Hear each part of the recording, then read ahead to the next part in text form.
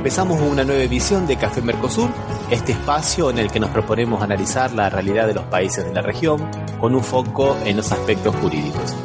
Hacemos este programa desde Rosario, Argentina, quien les habla, Osvaldo Di Princio y Daniela Burlini, y de San Pablo, Brasil, Ramiro Cayano Blanco.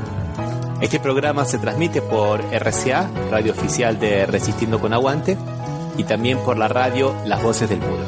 Los programas anteriores se encuentran en iVoox y en iTunes como Café Mercosur.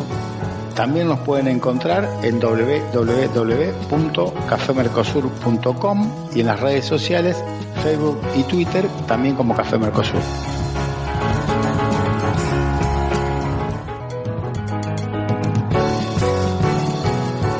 Bueno, aquí estamos en otro encuentro de Café Mercosur, el encuentro número 162 en el nuevo año. ¿Qué tal, Osvaldo? ¿Cómo te va? ¿Qué tal, Ramiro? ¿Cómo estás? Bien. ¿En Argentina cómo están las cosas, Osvaldo? Y las cosas acá hay cierta tranquilidad, se esperan las medidas.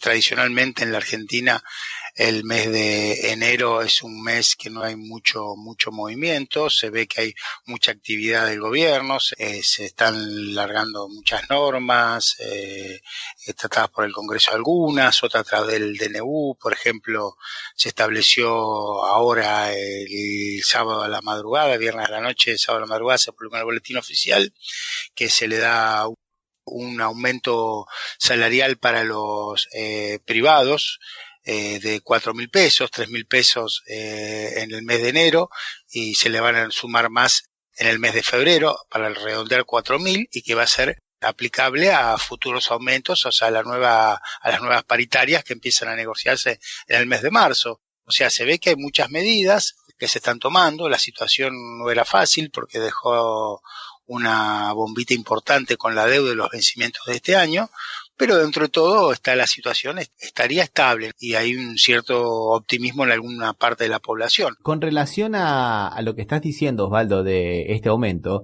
el ministro de Trabajo, Claudio Moroni, confirmó que se va a realizar también una medida semejante para los trabajadores del sector público nacional.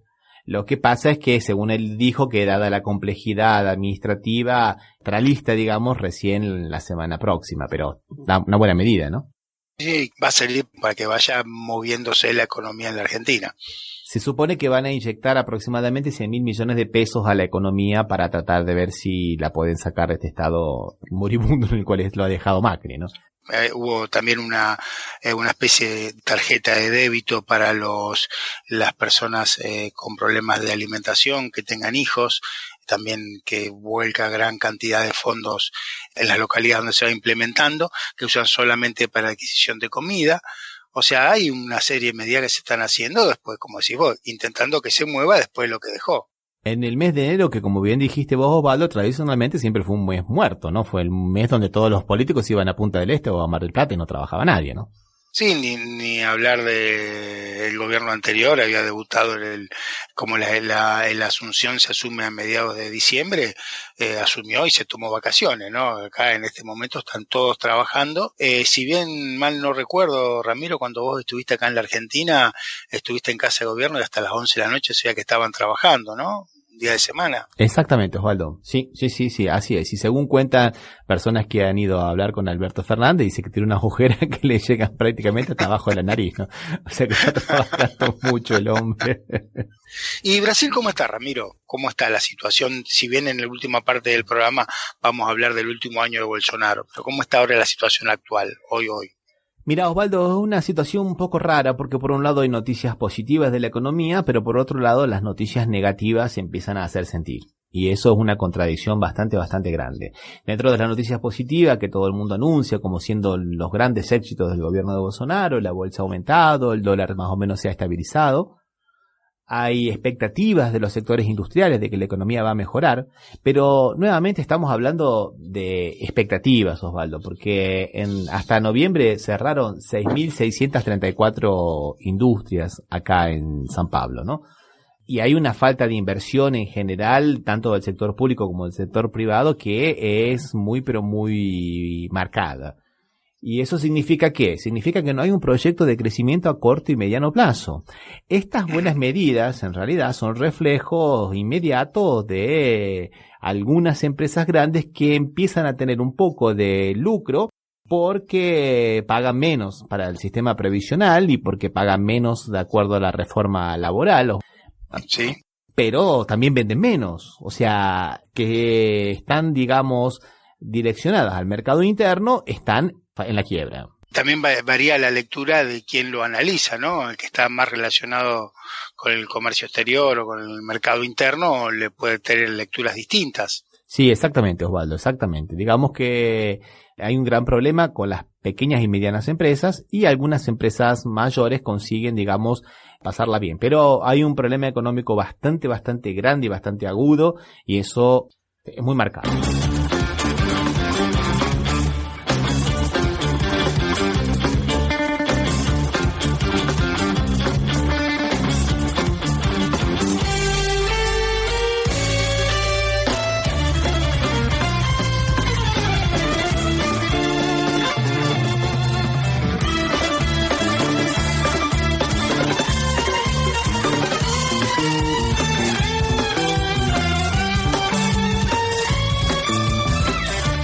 Bueno, y como siempre se resuelven las cosas por estos lares, ¿no? En Latinoamérica y en el mundo también, ¿no? ¿Qué hacemos? Le echamos la culpa al vecino, ¿no? O por lo menos a los extranjeros, Osvaldo. Entonces ahora uno de los problemas de la crisis de la industria brasilera no es la caída del mercado interno, sino, adivina, Osvaldo. No sé, yo te puedo decir lo que pasó acá, pero a ver, decime, ¿qué puede ser? La crisis argentina. Entonces, la crisis argentina somos los culpables. Claro. Bien, por lo menos el responsable lo tienen cerca y saben. Bueno, ahora no se sabe si le van a atribuir la crisis argentina a estos 25 días de gobierno de Alberto Fernández o a los 4 años de Mauricio Macri, porque la Globo no dejó claro eso, sino que simplemente la caída de 36% de las ventas de la industria brasilera al comercio argentino es uno de los grandes causantes de todos los males. Y eso me hace recordar algo que nosotros ya charlamos en otros programas y que nosotros podemos iniciar otra sección acá, ¿no? Ya lo habíamos dicho, o por lo menos lo advertimos o por lo menos lo adivinamos. Sí. Es lo siguiente, Osvaldo. ¿Te acordás que vos me habías preguntado que si había peligro en las relaciones de Argentina y de Brasil por las posturas que había tomado Jair Bolsonaro, que habían sido bastante extremas? ¿Te acordás, no? Sí, sí, sí. Con relación a Alberto Fernández, con todas las críticas, ¿no? Bueno, Bolsonaro ha dado una muestra más de su pragmatismo, posiblemente asesorado por por sus asesores económicos. Y el viernes 3, ha dicho que si Alberto Fernández, que no hay una visita programada, pero si él quiere visitar Brasil, lo va a recibir con todas las honras de jefe de Estado que merece. Esto claramente es un gesto de aproximación bastante interesante entre los dos países, ¿no te parece, Osvaldo? Sí, sí.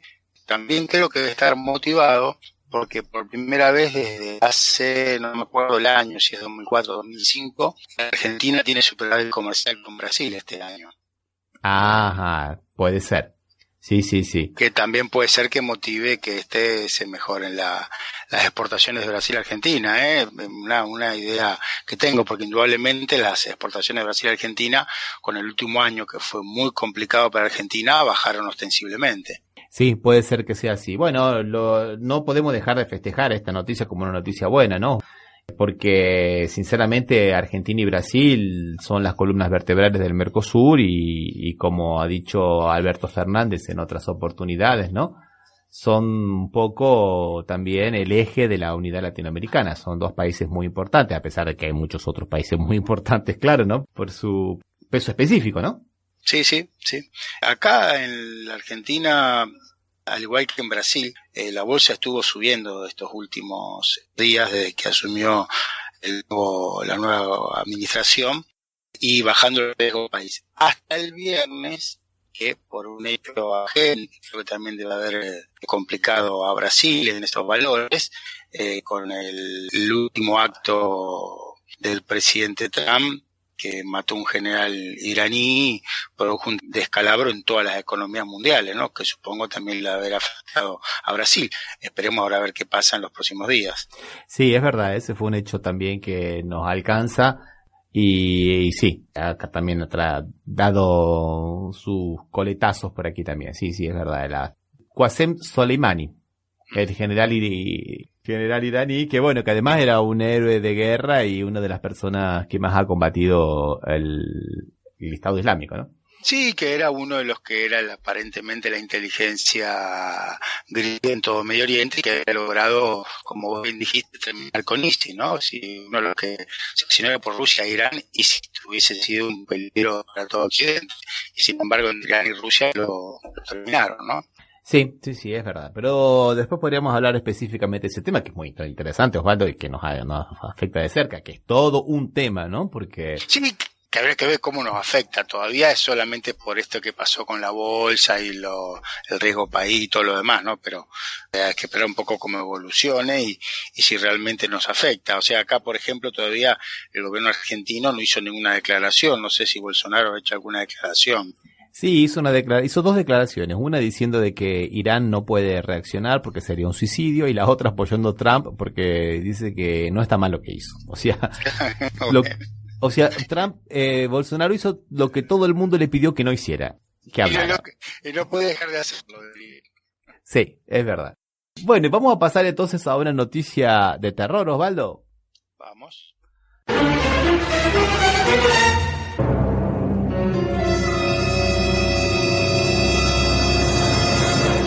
Y tiene que ver más con el ámbito judicial acá de Brasil.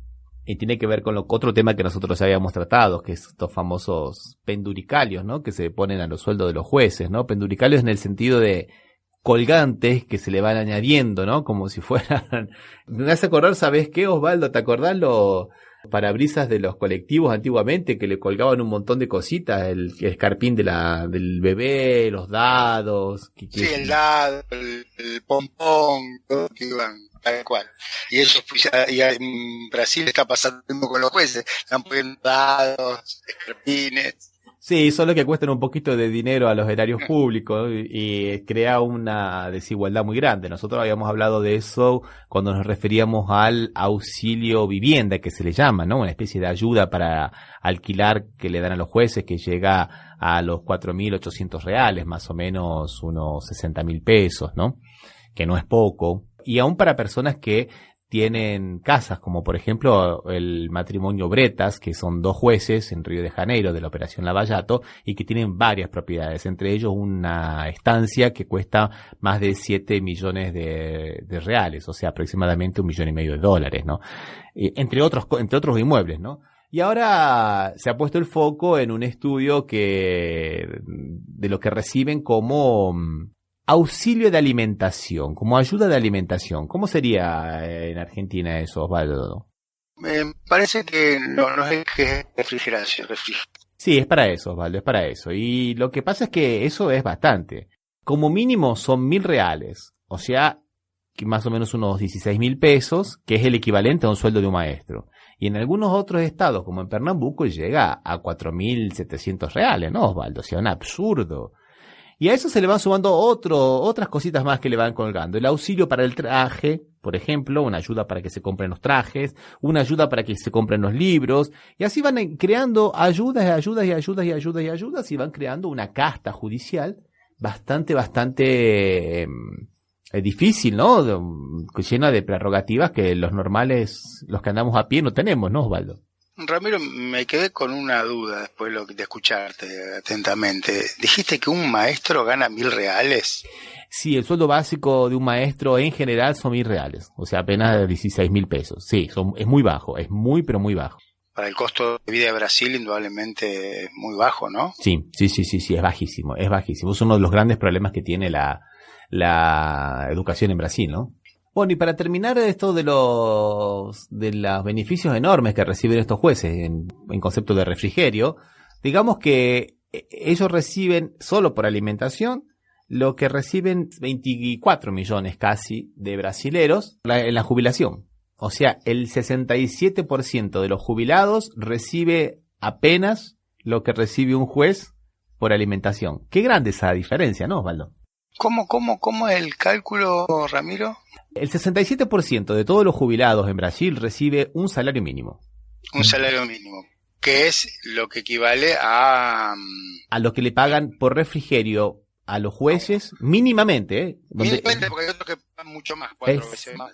Exactamente. Bueno, los que le pagan 4,8 veces más ganan más que el techo de los jubilados, porque acá los jubilados tienen un techo de 4.000 reales, ¿no? Estos ganan 4.800 reales. Qué complicado después cuando tienen que resolver en cuestiones que los afectan, como en el caso de Argentina, que muchas veces se ha planteado que el tema de que acá no pagan ganancias, entonces los que terminan resolviéndolo por un sistema de controles por el sistema republicano es el Poder Judicial sin siquiera por ellos mismos, que son los que cobran.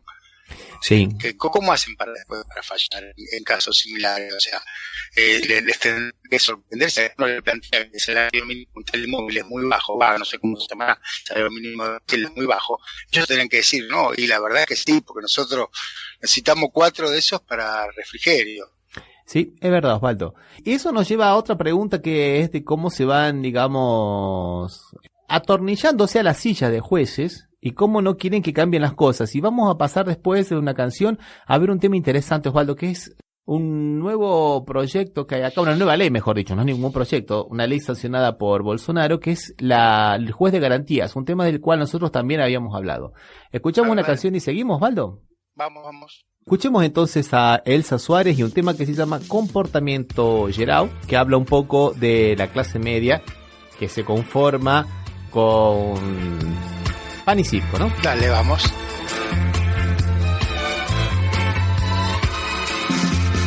Você deve notar que não tem mais tudo e dizer que não está preocupado.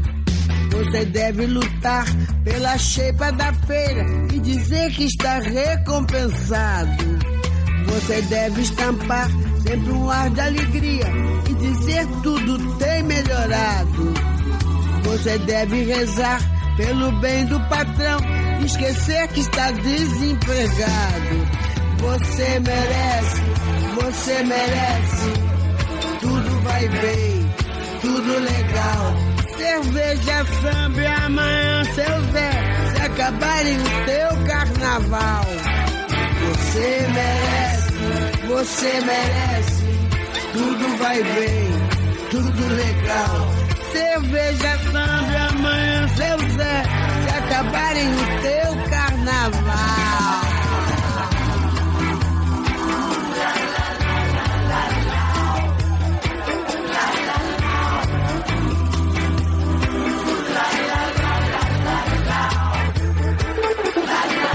Você deve aprender a baixar a cabeça e dizer sempre muito obrigado. São palavras que ainda te deixam dizer por ser homem bem disciplinado. Deve, pois, só fazer pelo bem da nação tudo aquilo que for ordenado. Pra ganhar um fuscão no juízo final e diploma de bem comportado. Você merece, tudo legal, tudo vai mal. Cerveja, samba e amanhã, José, se acabarem o teu carnaval. Você merece, tudo vai mal, tudo legal. Cerveja, samba e amanhã, seu Zé, se acabarem o teu carnaval.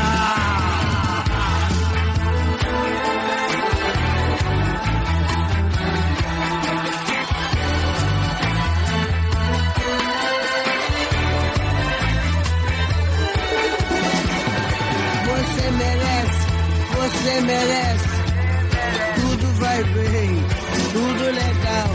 Cerveja, samba e amanhã, seu Zé, se acabarem o teu carnaval.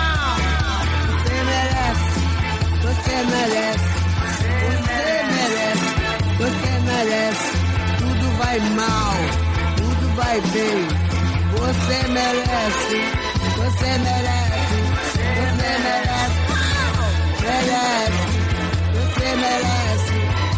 merece.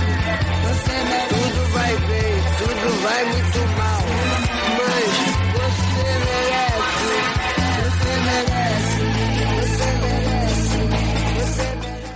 Bueno, escuchábamos a Elsa Suárez y el tema de Gonzaguinha, Comportamiento Geral. Y vamos a hablar de una buena noticia, Osvaldo, una adentro. A ver, una adentro.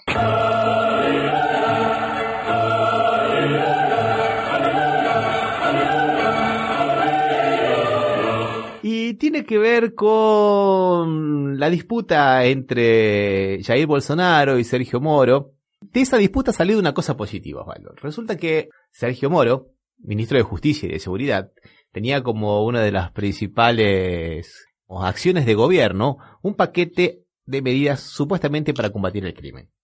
Que no salió bastante cercenado, salió bastante mochado, digamos, por el Congreso, y el Congreso aprovechó la oportunidad para crear la figura del juez de garantías, y Bolsonaro no vetó esa parte, y salió a defender al juez de garantías. O sea que de esta disputa salió algo bueno, ¿no te parece, Osvaldo? Claro, sí, se distrajo. De todas maneras, las medidas que planteaban eran más bolsonaristas, diríamos, que propias del juez de garantías, ¿no? Las que había planteado originalmente en el Congreso. Moro, sí, el proyecto Sí. tenía cosas absurdas como por ejemplo, le decían la excluyente de responsabilidad. ¿Qué significa este excluyente de responsabilidad para los funcionarios públicos y la fuerza de seguridad? Que si actuaban supuestamente por emoción violenta o miedo excusable, no podían no responder penalmente. O sea, causales totalmente subjetivas y muy difíciles de medir. ¿Qué es esto de la emoción violenta? Y el miedo excusable, si una persona pone la mano atrás y el policía le dispara y dice, bueno, yo pensé que iba a sacar una pistola, tuve miedo. Es raro todo esto. Aparte, como nosotros ya habíamos visto en otros programas, esto de la excusa a veces es pertenecer a un determinado sector social, digamos pobres, a una determinada raza, negros, y a un determinado perímetro urbano, las favelas. ¿No te parece, Osvaldo? Sí, aparte, en cierta medida me recuerda a lo que habían planteado en su momento el gobierno de facto boliviano con respecto a las fuerzas del orden, ¿no? Que le daban más o menos las mismas libertades. Sí, exactamente. Bueno, lo importante es que ha salido este juez de garantías y que Sergio Moro ha salido a criticar primeramente, porque primero dijo que era confuso, que no sabía cómo funcionaba, después quiso iba a traer ser muy caro, cuando se demostró que no era muy caro, dijo que eso iba a retrasar la lucha contra la corrupción. Bueno, y le ha pedido a una asociación de juristas amigos, a la AJUFE, que es la Asociación de Jueces Federales, que, bueno, esto que le ha pedido es una especulación nuestra, Osvaldo, pero siempre trabajan mancomunadamente. Sí. Ha planteado la inconstitucionalidad a la Suprema Corte acá de Brasil y vamos a ver qué ocurre. Pero un grupo de 50 jueces y camaristas federales ha salido a respaldar esta idea de los jueces de garantías porque es la forma de sacar del sistema jurídico la rémora medieval que significa el juez inquisitorio, ¿no, Osvaldo? La misma persona, como hemos dicho tantas veces en este programa, pero creo que nunca está de más de repetirlo, terminar con este sistema de que el mismo juez es el que lleva la instrucción, el que decide quiénes son las personas que va a procesar, el que junta la prueba, el que procesa, el que controla la acción de los fiscales, de la policía y además el que juzga. O sea, un poder enorme, ¿no te parece, Osvaldo? Sí, reúne en la cabeza de una sola persona casi todas las actividades judiciales propias para determinar la culpabilidad o inocencia de una persona, ¿no? Realmente un exceso dejársela. Y claro que esto también significa de alguna manera quitarle el gran poder que tienen los jueces federales en Brasil y fundamentalmente es quebrarle la columna vertebral a la Lavallato, ¿no? Porque como hemos visto la acción de los jueces aquí ha sido determinante, ¿no? Con estas dos cosas, con la prisión preventiva y con las figuras de los arrepentidos para poder condenar a otras personas, ¿no te parece, Osvaldo? Sí.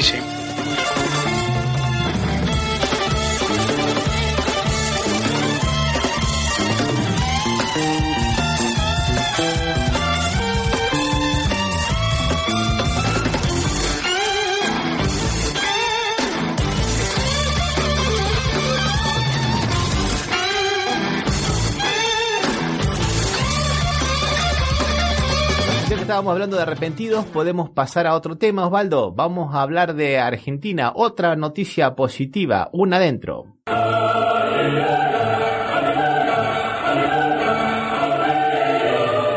se relaciona con el diputado nacional Máximo Kirchner, hijo de la expresidenta Cristina Fernández de Kirchner y actual vicepresidenta, ¿no? Sí, una jueza, José María Servini de Cubría, que es una jueza que sobre todo interviene en las cuestiones electorales, pero como en el sorteo le tocó, y pasó lo que nosotros habíamos dicho en varios programas, Ramiro, sobre el tema de los testigos arrepentidos o las delaciones premiadas que le dicen en Brasil, que tienen una serie de procedimientos y de controles y de cuestiones que si no se llevan adelante no se puede usar la prueba.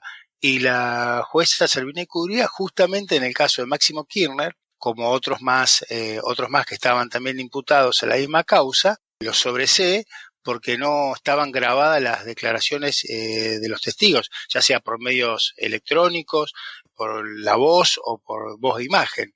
No habían tenido esa prevención, diríamos, por lo cual dice que las pruebas no eran válidas. Y eso, como bien dijiste vos, ya lo habíamos dicho nosotros, porque si no hay una grabación no hay un control de la prueba, no se sabe qué fue negociado. Y entre otras personas no fue solamente Máximo Kirchner, también fue Eduardo de Pedro y Andrés Larroque, entre otros. Y esto significa que se cae la causa de los cuadernos. La causa de los cuadernos es, digamos, la Lavallato argentina, por decirlo de alguna manera, ¿no te parece? Sí, en realidad es parcial, porque en realidad estos son la parte que era por delitos electorales, ¿no? Bonadío sigue, me parece, con la causa todavía principal de los cuadernos. Sí, sigue por la causa de los cuadernos, pero digamos por una cuestión de lógica jurídica, si cae por la interpretación que hace Servini de Cubría de la ley de los arrepentidos, se supone que los otros tribunales van a tener que fallar en el mismo sentido, ¿no, Osvaldo? ¿Vos suponés que Bonadío va a fallar igual que Servini de Cubría? Que la razón principal por lo cual no están grabadas esos testigos es porque previo a que confesaran o que se arrepintieran, eran amenazados que si no su situación procesal iba a ser mucho peor. Por lo menos todos los que no fueron liberados dijeron eso, que previo a la declaración eran presionados con que la situación procesal o de detención iba a ser muchísimo más grave. De hecho, aquel que no se declaró arrepentido, estaban todos detenidos hasta hace poco que lo están liberando, ¿no? Acá nosotros tenemos que tener, digamos, como telón de fondo lo que ha ocurrido tanto en Brasil como en Argentina. Acá en Brasil las negociaciones se hacían con algunos abogados de la provincia de Paraná, específicamente de la ciudad de Curitiba, que eran especialistas en delaciones premiadas. Si las personas no renunciaban a sus abogados y contrataban a estos abogados, no le aceptaban las declaraciones como arrepentidos. Y en Argentina se está ventilando la causa que lleva adelante el juez Ramos Padilla, cómo se mancomunaban para apretar gente y para extorsionar gente, tanto sea para no meterlos en las causas o para sacarlos de la causa o para dejar sin efecto las prisiones preventivas y convertirlas en prisiones domiciliarias, al igual que lo que ocurrió en la Lavallato aquí en Brasil, entre Stornelli y este falso abogado, agente de la inteligencia, no sabemos de dónde, Marcelo D'Alessio, ¿no es verdad? Sí, sí. Inclusive, bueno, podremos aclarar que Ramos Padilla, no el juez que está llevando la causa en Dolores, tiene una posición muy crítica sobre todo los testigos arrepentidos. Y de hecho, cuando el falso abogado D'Alessio estuvo declarando un día y medio, creo, estuvo declarando un montón de horas, al final no le aceptó su arrepentimiento porque dice que no sumaba nada a la causa. Un poco en consonancia, lo que nosotros dijimos siempre en todos los programas, Ramiro, que no nos agradaba como sistema la delación premiada o el arrepentimiento de los testigos como única prueba, que es la que usó Bonadío y el tándem con Stornelli en la mayoría de las causas, ¿no? Así es, Osvaldo. Bueno, escuchemos otra canción, ¿qué te parece? Bueno, ¿qué vamos a escuchar, Ramiro? Vamos a escuchar la Marta Gómez y un tema que se llama Manos de Mujeres.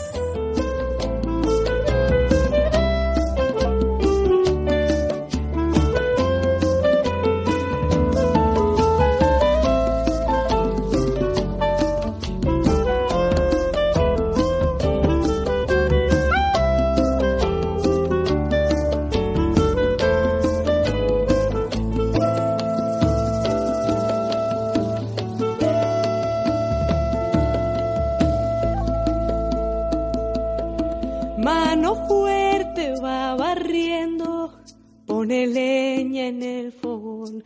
Mano firme cuando escribe una carta de amor. Manos que tejen haciendo nudos, manos que que rezan, manos que dan, manos que piden algún futuro para no morir en soledad. Allá, allá.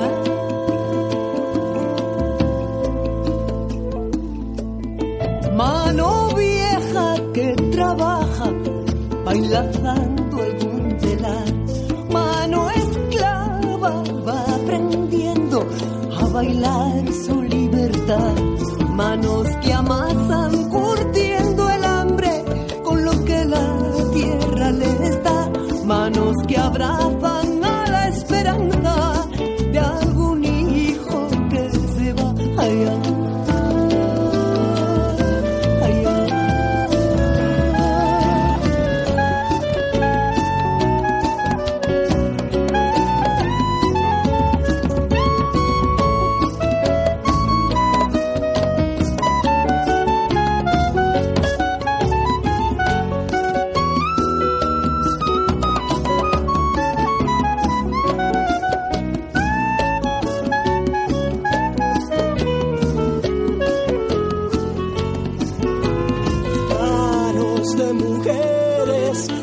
Parido la verdad, manos de colores aplaudiendo algún cantar.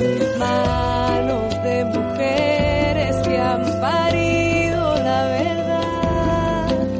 Manos de colores aplaudiendo algún cantar. Allá, allá.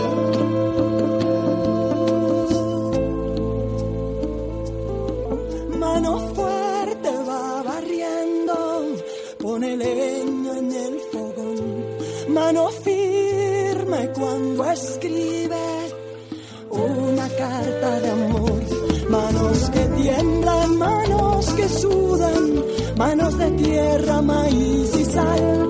Manos que tocan dejando el alma, manos de sangre, de viento y mar.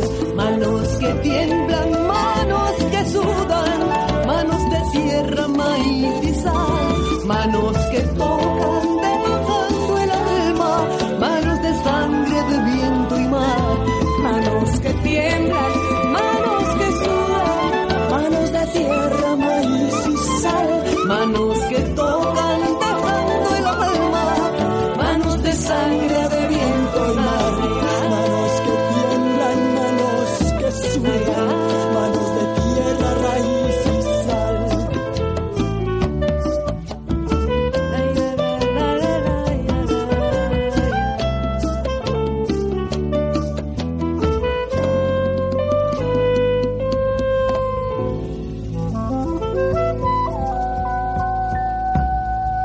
Bueno, escuchábamos entonces a María Gómez y el tema Manos de Mujeres. Vamos entonces ahora a hablar de una noticia de terror que nos llega de Bolivia.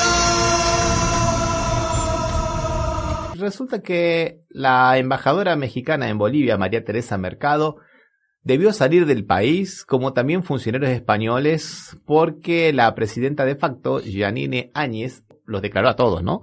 Personas no gratas. Aparte de la manera, ordenó que salgan, que abandonen el país en el plazo de 72 horas. Realmente no es habitual que pase en un gobierno, por supuesto un gobierno democrático, ¿no? Que no es el caso de Yáñez, que se le dé 72 horas a integrantes de una embajada para que se retiren del país. Yo estaba pensando que ni siquiera me acuerdo en la dictadura argentina, que había muchos exiliados en la embajada de México, inclusive viviendo, nunca se echó a ningún embajador, ¿no? Sí, es verdad, esto realmente es un atropello a la Convención de Viena, esto pocas veces se ha visto, por lo menos en Latinoamérica, ¿no, Osvaldo? Sí, no es lo habitual.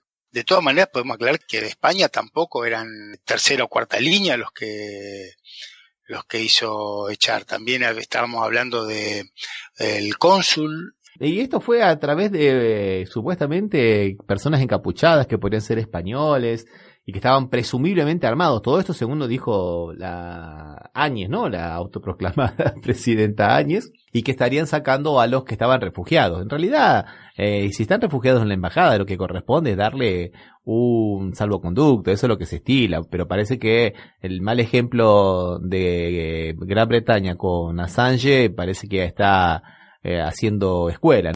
Sí, no parece que sea una actitud muy democrática de parte del gobierno boliviano, sin olvidarse que el día anterior o 2 días antes de la expulsión de estas personas, de la encargada de negocios de España, del cónsul y de la embajada de México, la embajada de México estuvo rodeada por personal no uniformado de manera amenazante, ¿no? Que eso lo dijo la Cancillería mexicana.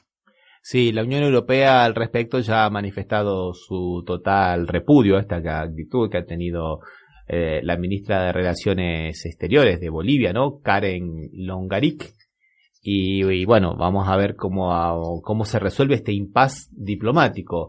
México envía un nuevo representante, luego... Sí, y es también importante destacar que el comportamiento de México, que no tuvo la misma actitud de expulsar a ningún integrante de la embajada boliviana o el consulado boliviano en México, que España sí expulsó a 3 integrantes de la embajada boliviana en España. Sí, es verdad. Todo esto de cara a las elecciones que se van a realizar, según dijo el Tribunal Superior Electoral de Bolivia, el 3 de mayo, ¿no? Y Evo Morales que denuncia que hay censura en todos los medios locales y la embajada americana presionando a Alberto Fernández para que intente, digamos, censurar a Evo Morales para que no haga tantas actividades en Argentina, ¿no? O sea, una cuestión que está tomando algún carácter más internacional, ¿no? Un tema que era básicamente interno de Bolivia, se está internacionalizando, ¿no te parece, Osvaldo? Sí. Y bueno, aparentemente, Ramiro, el MAS podría participar en las elecciones, ¿no? Sí, es una derrota grande para el gobierno de la autoproclamada, porque el Tribunal Superior Electoral declaró ilegal la censura que se le hacía al Movimiento al Socialismo, que es el primer partido. Y eso de alguna manera ha forzado que haya un acuerdo, después de todas las cosas que se han dicho, entre los dos candidatos, de la oposición, ¿no? Entre Luis Camacho, que no se había presentado en las elecciones anteriores, o sea que aparece ahora como nuevo candidato, y Marco Pumari, ¿no? Que después de una aproximación se distanciaron, se dijeron de todo y ahora, bueno, vuelven a hacer pacto, ¿no? Para ser candidato a presidente y vice, para ver si consiguen de alguna manera derrotar al Movimiento al Socialismo, que no va a ser nada fácil, ¿no? No, que de todas maneras supongo que va a ser una elección muy complicada porque está muy limitada la posibilidad que tienen de hacer campaña al Movimiento al Socialismo. De hecho, muchos de los integrantes del gobierno del MAS en Bolivia están exiliados en la Argentina, algunos en la Embajada de México, otros en la Embajada Española y otros en México. O sea que ha tenido una dispersión el partido. Bueno, pero de todas maneras falta para las elecciones y vamos a ver cómo va avanzando, de acuerdo a cómo va. Parecería, por la actitud del gobierno boliviano de la autoproclamada presidenta, hace como el pato criollo, ¿no? Cada paso una cagada, que sí se acá en la Argentina. Bien, vamos a escuchar otra canción, Osvaldo, y después vamos a hablar de la realidad de Brasil y el año de Jair Bolsonaro. Vamos a volver al Bolsonaro nuestro de cada programa, Ramiro. Bueno, vamos a escuchar entonces a Corso Gómez y un tema llamado Mis Gritos.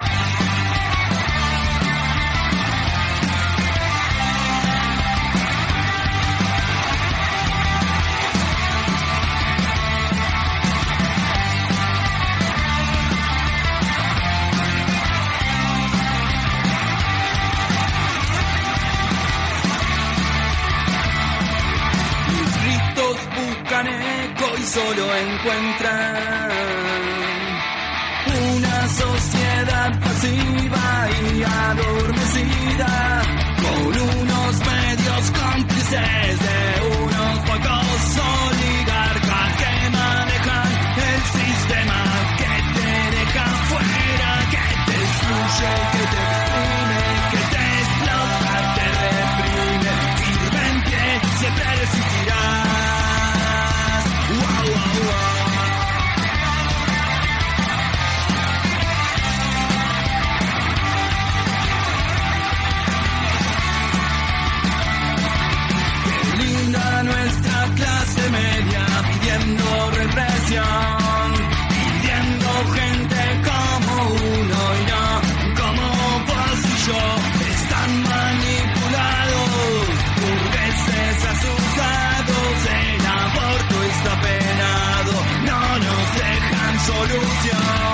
Sos vos el que decide lo que importa, lo que vive firme en pie, siempre resistirás. Vamos a gritar a los cuatro vientos, vamos a gritar y seguir diciéndolo, porque yo sé que en algún momento lo vamos a gritar a los cuatro vientos, lo vamos a gritar y seguir diciéndolo, porque yo sé que en algún momento vamos a vencer.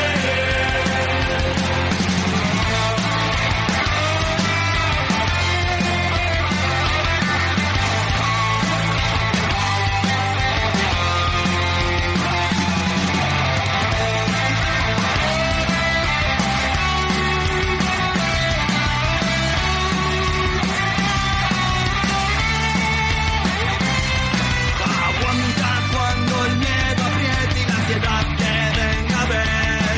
Atentos al anzuelo que se clava en tu ser. Si aún te queda aliento, puedes reaccionar. Sigue en quien vos confiabas, nunca te vino a ayudar. Si el tiempo te desgasta y la esperanza ya no basta, párate, no vamos a correr. Vamos a gritar a los cuatro vientos, vamos a gritar y seguir diciéndolo, porque yo sé que en algún momento lo vamos a gritar a los cuatro vientos, lo vamos a gritar y seguir diciéndolo, porque yo sé que en algún momento vamos a vencer. Vamos a gritar a los cuatro vientos, lo vamos a gritar y seguir diciéndolo, porque yo sé que en algún momento vamos a gritar a los cuatro vientos, lo vamos a gritar y seguir diciéndolo, porque yo sé que en algún momento vamos a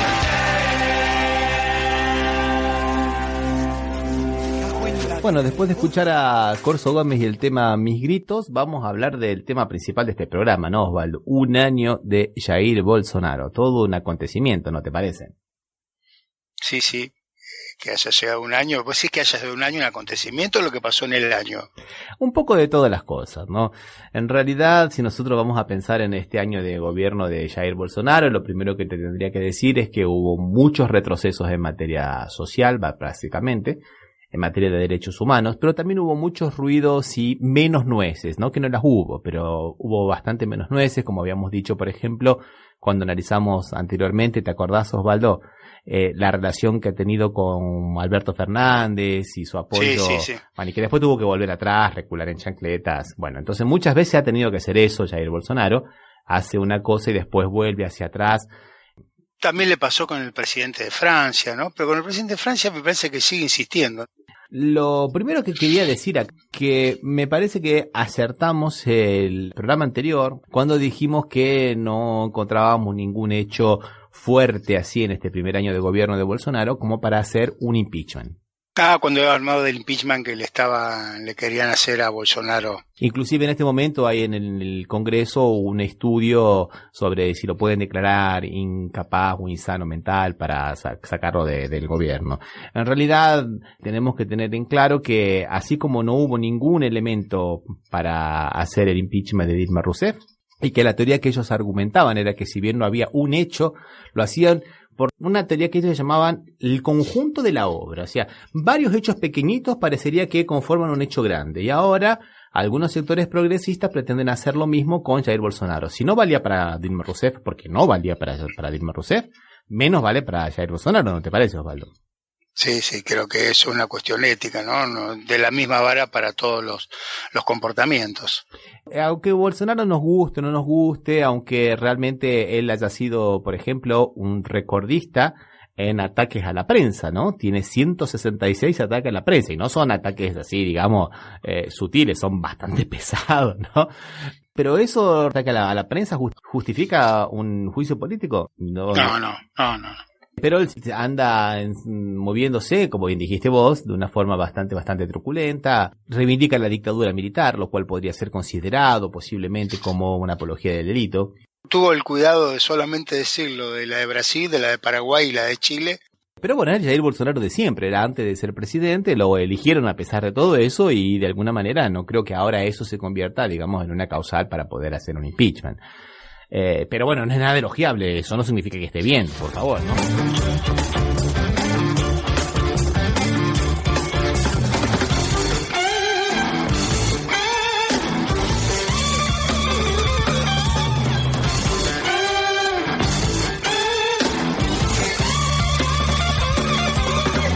También no podemos dejar de decir la relación que tiene con las milicias parapoliciales, ¿no? Tanto él como su familia, ¿no?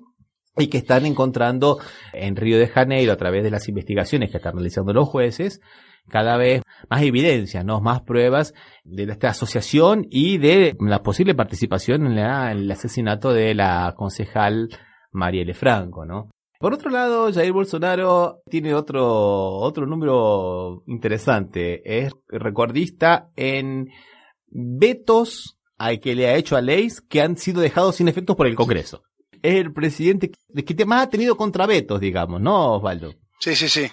Y eso es interesante porque significa dos cosas. Significa, por un lado, que él gobierna sin una base parlamentaria firme. Su partido, bueno, ahora no tiene más partido, ¿no? Sí. O sea que tiene otro, ¿cómo que no tiene? Todavía no lo tiene, ¿Todavía pero no lo creó? Están en eso, no está tan fácil, no está tan fácil. Bueno, no tiene partido, pero por otro lado, como dijo el presidente de la Cámara de Diputados, Sergio Maya, el Parlamento está funcionando como una especie de contrapeso al Poder Ejecutivo, lo cual no está nada mal. Me parece que dentro del esquema tripartito de Montesquieu funciona de esa manera, ¿no te parece?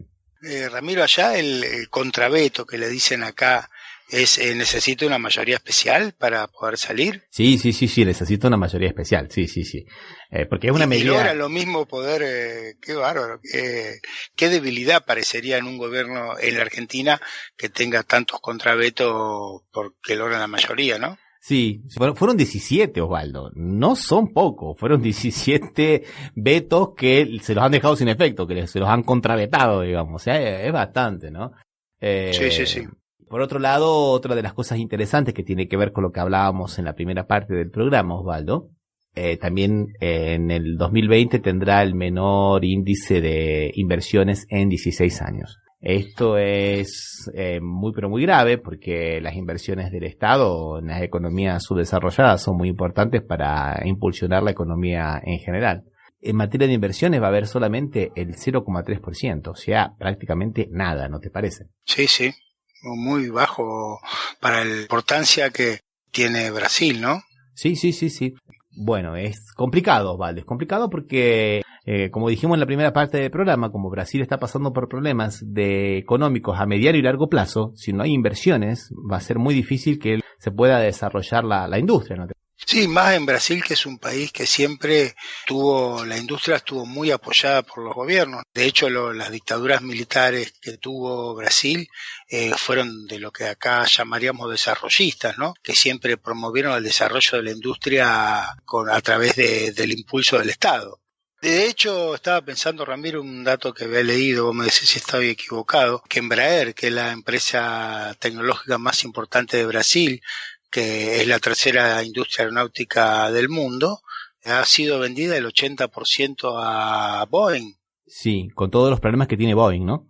O sea... Claro, ¿no? Ahora eso en otro gobierno nunca hubiese pasado, ¿no? No. Otro gobierno brasilero, digo. No, para nada. Claro, eso va en concomitancia, Osvaldo, que bien que lo apuntaste, con el nuevo proyecto que tiene el gobierno de Bolsonaro con la otra gran empresa brasilera, que es la Petrobras, que quieren que deje de ser una empresa de desarrollo tan, digamos, arriesgado y hacerla una empresa mucho más administrativa y dejar de cumplir su verdadera función como motor de la industria brasilera. Y esto, bueno, significa cada vez más trabajo precario Y está bien que no le podemos echar toda la culpa a Bolsonaro, porque en realidad esto es básicamente la consecuencia normal y necesaria de la reforma laboral que se hizo hace 2 años. Pero bueno, las consecuencias se sienten ahora, ¿no? Era una consecuencia lógica que ante ese tipo de nueva legislación que permite lo que acá en algún momento se llamaron contratos basura o la uberización del trabajo, se le dice acá también, va a devenir en empeoramiento de las condiciones laborales, ¿no? Siempre en perjuicio de los trabajadores. Y si hay más trabajadores, pero los trabajadores que se contratan son de manera precaria. Y Jair Bolsonaro defiende esta generación de puestos con menos derechos y más precariedad para el trabajador. O sea, no va a cambiar el modelo.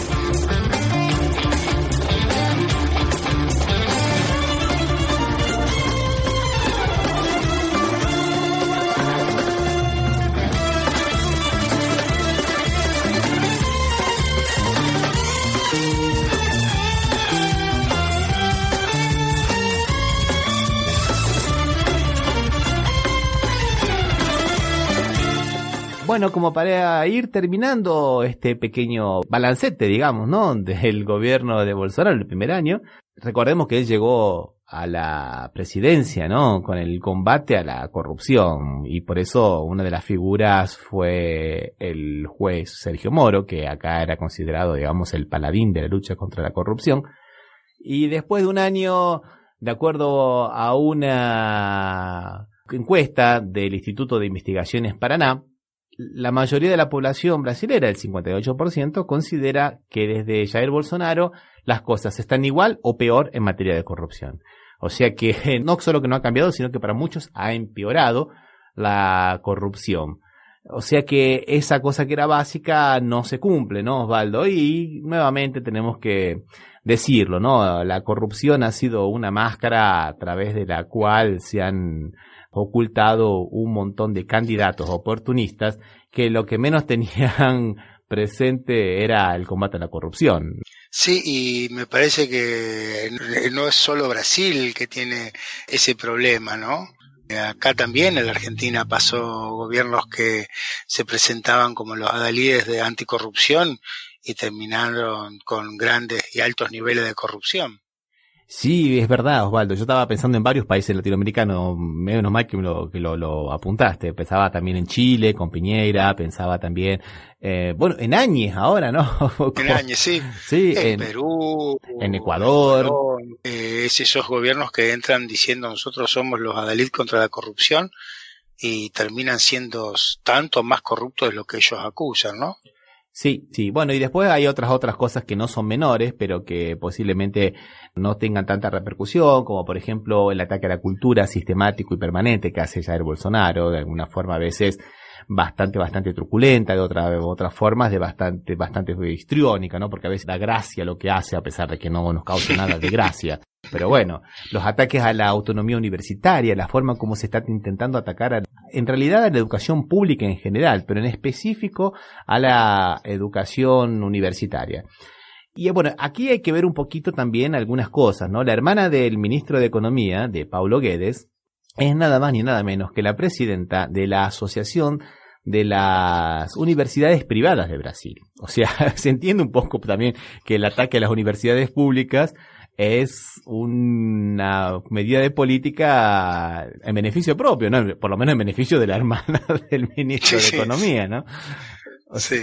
También, ataque y bueno, acá en la Argentina pasó lo mismo, digamos, una gobernadora de la provincia de Buenos Aires que dijo que la gente cae en la universidad pública, como si fuera de segunda o de poca calidad, Ramiro, que nosotros estamos incluidos, ¿no? Porque caímos en la enseñanza pública. Sí, nosotros somos unos pobres que caímos en la enseñanza pública. No, y además en Argentina también, está bueno que lo recordemos, Osvaldo, la verdadera discriminación que se hizo contra algunas nuevas universidades creadas por Cristina Kirchner, que están estratégicamente colocadas en los sectores más pobres de la provincia de Buenos Aires, ¿no? Como la Arturo Jaureche, la Matanza, la de San Martín, la de Morón, que no les mandaban presupuesto ni siquiera para los gastos básicos, Osvaldo, mientras que a otras, que eran más amigas, digamos, no les mandaban mucho dinero, pero por lo menos el recorte no era tan grande, ¿no? Bueno, de hecho, este caso fue el primer presidente en la historia argentina que egresó de una facultad privada que no egresó de una facultad pública. Sí, es verdad.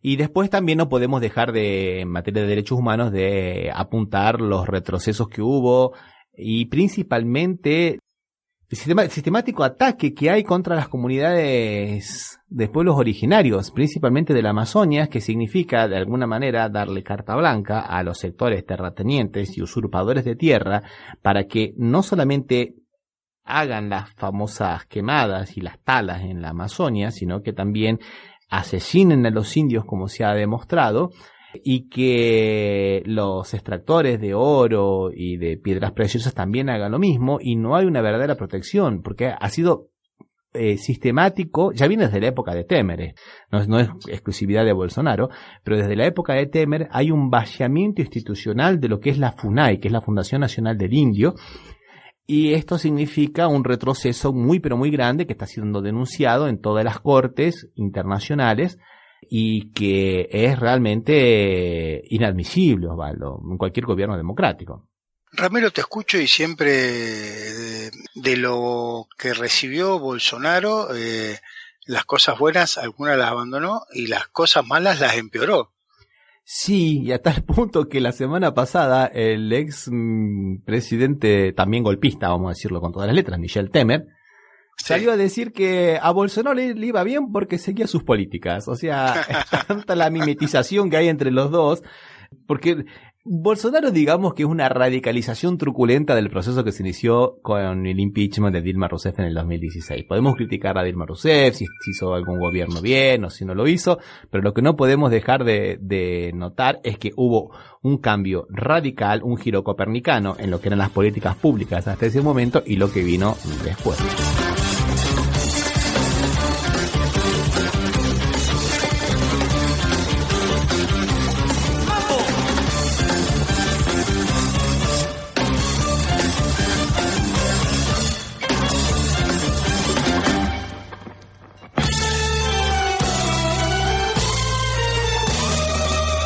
Bueno, para terminar, lo único que podemos decir, Osvaldo, es que Bolsonaro ganó las elecciones con mayoría, pero no con la mayoría del padrón, ¿no? Porque en realidad, si sumamos los votos que ha obtenido el candidato Haddad, que era del Partido de los Trabajadores, y la cantidad de los votos en blanco, que superaron los 10 millones, como pocas veces en la historia electoral de Brasil, tenemos que el número de los que no votaron en Bolsonaro llega al 61%, o sea que el 39% votó. Claro que esto es del total del padrón, ¿no? O sea... Sí.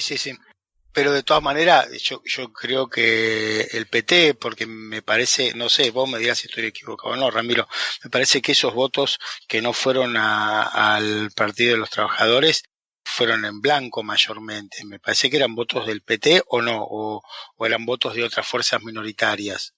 Son votos de la clase media que en realidad están siempre oscilando. Y en este momento decía, no lo podemos votar a Bolsonaro, pero tampoco al Partido de los Trabajadores por el tema de la corrupción. O sea, el Partido de los Trabajadores también era el partido anticorrupción, y después de todas las denuncias, verdaderas o falsas, algunas son verdaderas, otras son falsas, pero quedó muy manchado con eso.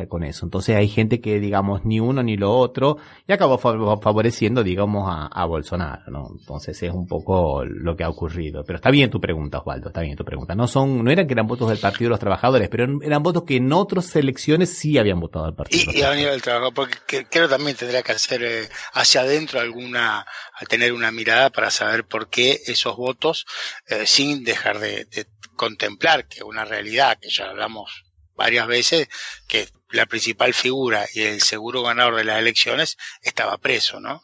Sí, es verdad. Bueno, dejamos por aquí entonces. Recordamos que este programa se emite por la radio Las Voces del Muro, www.lasvocesdelmuro.net. Que nos pueden seguir en las redes sociales Facebook y Twitter como Café Mercosur. Y también pueden visitar nuestra página www.cafemercosur. Osvaldo, un abrazo, hasta la próxima. Un abrazo y feliz 2020. Feliz 2020.